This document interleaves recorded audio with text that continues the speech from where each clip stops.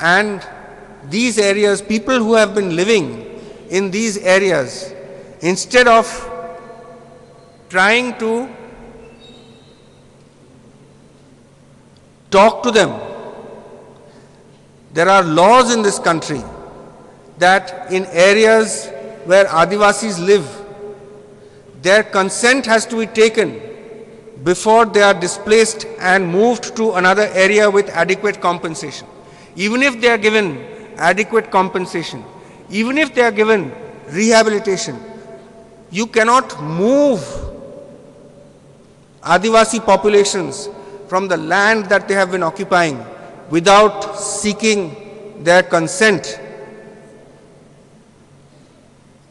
But the government, instead of allowing these people, giving these people a chance to meet and deliberate over the kinds of situations that they are confronted with, they are forcibly removed from their habitations. I want to finish now. There is much more that I have to say, but there is the third word. We have dealt with two words so far. One is famine and one is war. The third word that I want to bring to your notice is genocide. These are ethnically highly characterized populations. They are not ordinary populations that we find living in the rest of the country. These are people who belong to specific communities. Now, I would like to read you certain sections from the United Nations laws on genocide, the Convention on the Prevention and Punishment of the Crime of Genocide in 1948 defines genocide, Article 2, as any of the following acts committed with intent to destroy, in whole or in part, a national, ethnical, racial or religious group, like what happened in Rwanda, like what happened in Bosnia, like what is happening in certain sections of our country today. Everybody thinks that genocide can only be done by killing members of a group. That is not true. The law on genocide, the Convention on Genocide says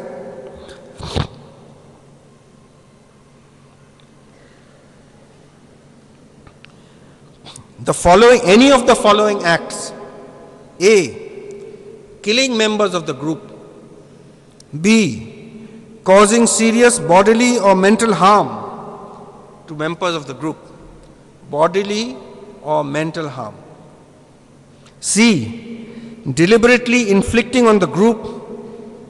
Please pay attention to this particular section. Deliberately inflicting on the group conditions of life calculated to bring about its physical destruction in whole or in part.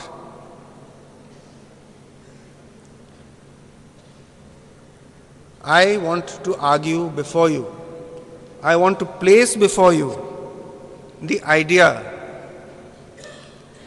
that the Salva Judum and parallel actions in other sections of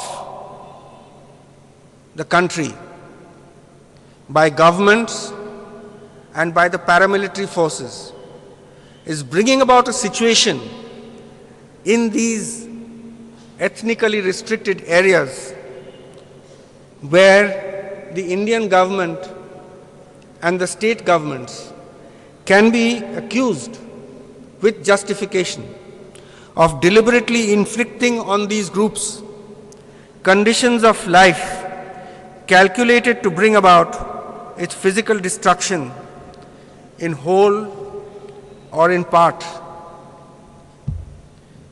I want to ask you, I want to tell you that we have a situation here where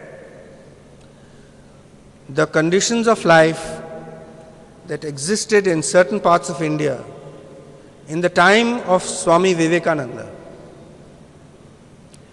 are paralleled by the conditions of life that are being created by our own governments, our own central government, our own state governments.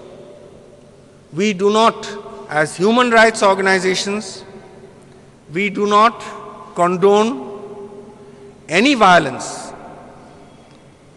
carried out by any group, by the government, by paramilitaries, by Maoists, by anybody. There is no justification for any violence except in the cause of self-defense. If somebody is attacked, if a community is attacked, and if they try to defend themselves, that violence is justified. No other violence committed by any group in society can be justified. We have a situation today where we have to pay attention to the words that Swami Vivekananda told us about how the Shudras, by being true to their Shudrahood and by creating unity of all the working people, can combat these tendencies. We are today, there are many groups in civil society. I am particularly associated with a group called the Citizens Initiative for Peace. There are many groups striving for peace, trying to bring about peace in the country.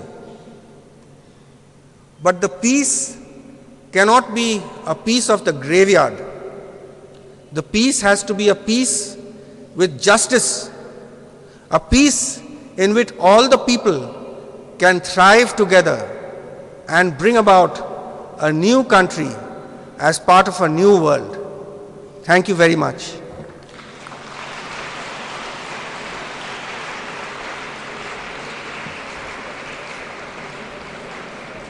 I will be happy to take any questions that you may want to ask me.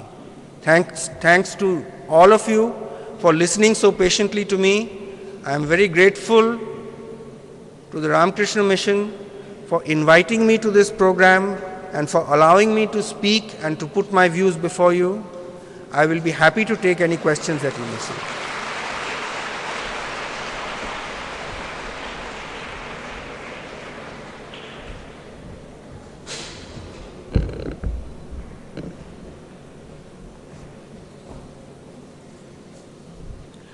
Thank you, Dr. Binayak sir, for your most enlightening address.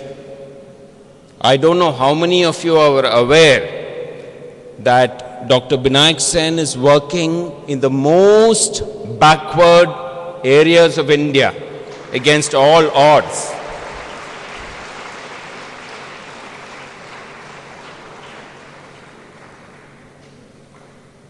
He is committed to civil liberties, to public health, and to national awareness. We thank you for being here today, sir. Thank you, sir.